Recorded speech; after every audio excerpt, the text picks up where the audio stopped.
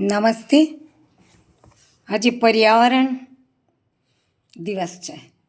પર્યાવરણ દિવસ એનો શું અર્થ? પર્યાવરણ સંરક્ષણ દિવસ છે. તારીખ 5/6/26. પર્યાવરણ દિન આવે અને સૌને કવિ ઉમાશંકર જોશીનું 4 પંક્તિનું એક નાનું કવિત યાદ આવે. આમ તો એ લાંબુ છે, પણ એમાંથી 4 પંક્તિ યાદ આવે કે વિશાળે જગ વિસ્તારે નથી એક જ માનવી, પશુ છે, પંખી છે, પુષ્પો, વનોની છે વનસ્પતિ.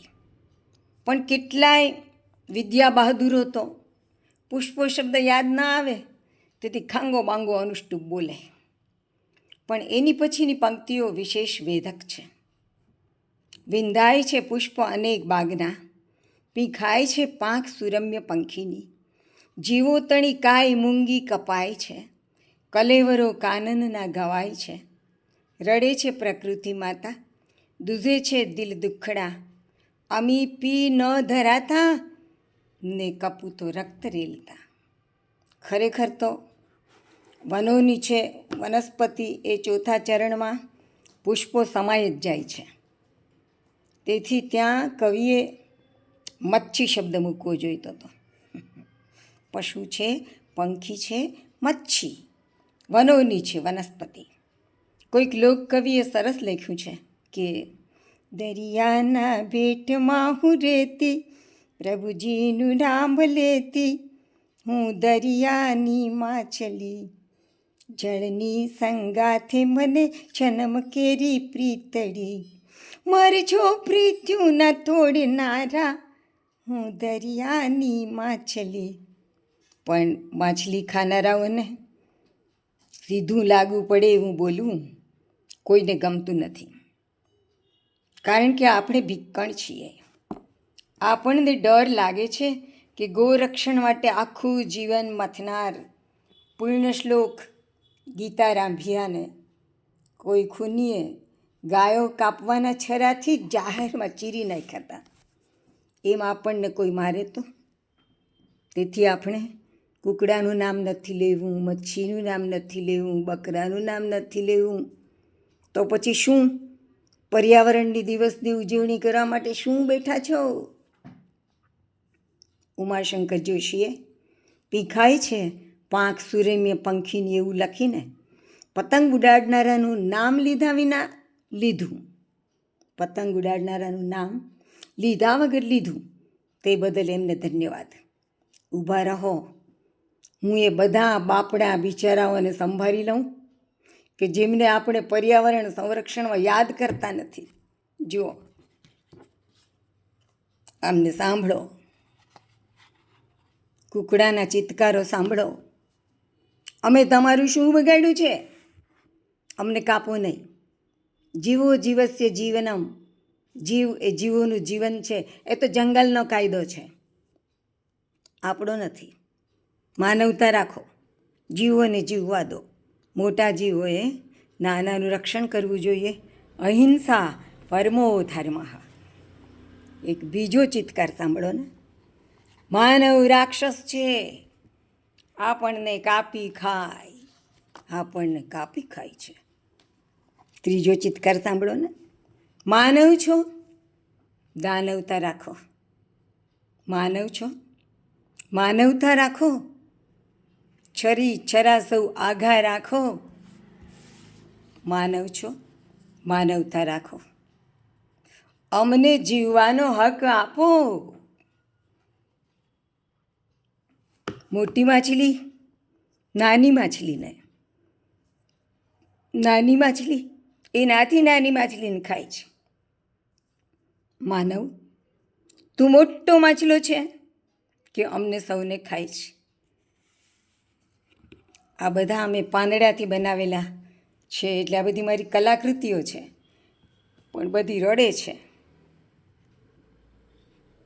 હમણાં જ આ દિવસ ગયો કે જ્યારે કેટલાય બકરાઓ કપાયા.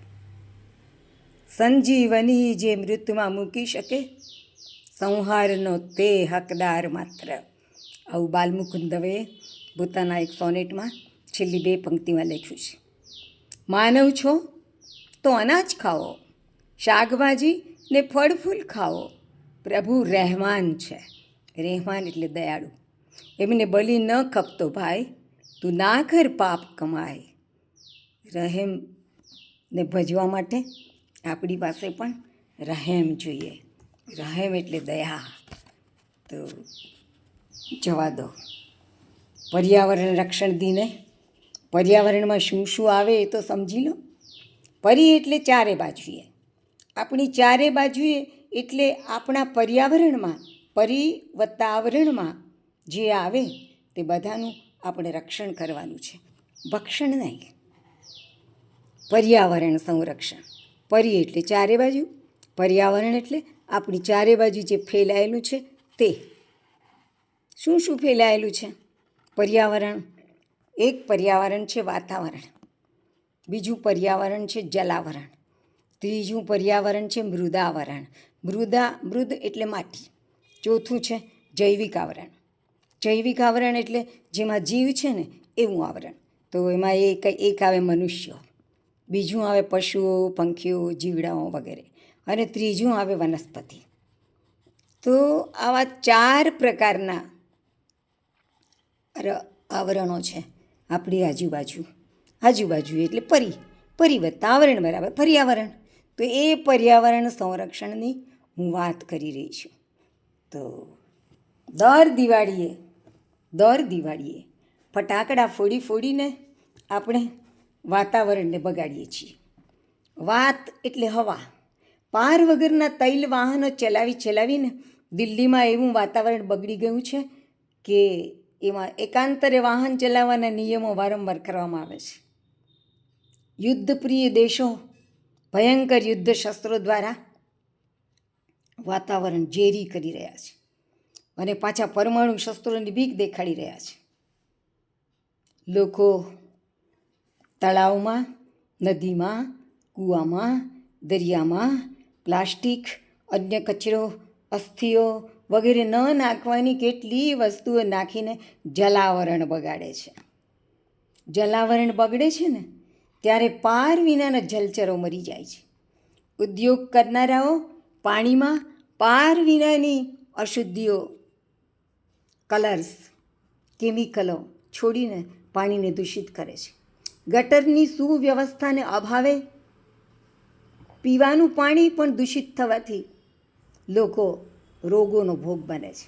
જલાવરણ આમ બગડે છે. તો પર્યાવરણમાંથી આ વાતાવરણ અને આ જલાવરણ બેની વાત કરી. હવે વાત કરીએ મૃદાવરણની અને જૈવિક આવરણની. પૃથ્વીમાં જ્યાં ત્યાં ખાડા પાડીને, ખનિજ ચોરી કરીને, જ્યાં ત્યાં કબરો ખોદીને, પૃથ્વીના પેટમાં મળદાઓ દાટી દઈને આપણે મૃદાવરણ બગાડી રહ્યા છીએ. અને જૈવિક આવરણની વાત તો કોઈ કરતું જ નથી. મનુષ્યો, પશુઓ, પંખીઓ, જીવડાઓ વગેરે, અને ત્રીજું વનસ્પતિ. અંદરો અંદર મધ મીઠા સંબંધો ન સાચવનાર ઝઘડાખોરો, વેરીલા માણસો, મા બાપને ઘરડા ઘરોમાં ગોળી દેનાર દીકરા વહુઓ જૈવિક વાતાવરણ બગાડે છે. ઉત્સવોને રેઢિયાર રીતે ઉજવનાર, હાથમાં છરીઓ અને તલવારો લઈ ફરનારા મૂર્ખાઓ પણ ઉત્સવોનો આનંદ રોળી નાખીને જૈવિક આવરણ બગાડે છે. પશુ પંખીઓનું બલિદાન દેનારા બુદ્ધિહીનો પરમાત્માને પણ દુભવે છે અને જૈવિક આવરણ લોહિયાળ બનાવે છે. પરમાત્મા રહીમ છે. રહીમ એટલે દયા કરનારો. એને રહેમ એટલે કે દયા પસંદ છે. તે રહેમ દિલ માણસોને ચાહે છે. માઇન્ડ વેલ. એને રહેમ દિલ માણસો ગમે છે, બલિદાન દેનારાઓ નહીં. દેડકાઓ, કાચબાઓ, માછલાઓ, કરચલાઓ વગેરે વગેરે દરિયાઈ જીવોને સી ફૂડ બનાવનાર ભક્ષકો જૈવિક આવરણ દૂષિત કરે છે. કારણ વગર વૃક્ષો કાપનાર લોકો પણ વનસ્પતિનો ભોગ લે છે. વનસ્પતિને પાણી પાઈને ઉછેરવાને બદલે તેને ઊભી બાળી નાખનાર પણ જૈવિક આવરણનો નાશ કરે છે. શું સમજીને આપણે પર્યાવરણ રક્ષણ સંવર્ધનની વાતો કરીએ છીએ? કોઈ બગીચામાં ફરવા જવાથી કાંઈ પર્યાવરણ દિવસ ઉજવાઈ ગયો એમ સમજાય છે? એવું આપણે સમજીએ છીએ. ત્યાં જઈને થોડો નાસ્તો પાણી કરી લેવાનો એટલે પર્યાવરણ દિવસ ઉજવાઈ ગયો. કુલ પર્યાવરણના 75% પર્યાવરણ તો લોકો બક્ષી રહ્યા છે. એ તો આપણે નજરમાંય નથી. આવું તો આપણે નજરમાં લેતા નથી, કારણ કે નજરમાં લેતા બીએ છીએ. જૈવિક આવરણનું સંરક્ષણ સંવર્ધન કેવી રીતે કરવું તેને વિશે તો આપણે મૌન જ ભજીએ છીએ, અને આપણા એ મૌન દ્વારા હિંસકોની હિંસા ફાલે ફૂલે છે. તેથી ખરેખર તો આ મૌન દ્વારા આપણે સારું નથી કરતા. કોઈકને પર્યાવરણ વિશે આપણને કોઈને ખરેખર તો પર્યાવરણ વિશે બોલવાનો અધિકાર જ નથી. ભારતના ભાગલા થયા ત્યારે ગાંધીજીએ એક જ પ્રશ્ન પૂછવાનો હતો કે કુરબાનીને દિવસે તમે બકરો વધેરશો? જવાબમાં હા કેનારને કહેવાનું હતું કે તો પાકિસ્તાનમાં જાઓ. હિન્દુઓ તો હિંસાથી દુભાય છે, તેથી હિંસામાં માનનારા પાકિસ્તાનમાં રહે એ વાત વાજબી છે. વાત પૂરી થઈ ગઈ. કેટલી સહેલી વાત હતી. લોહી માંસ ખાવાનો કોઈ ધર્મ સમજતા લોકો પાકિસ્તાનમાં જાય અને બાકીના અહીં રહે.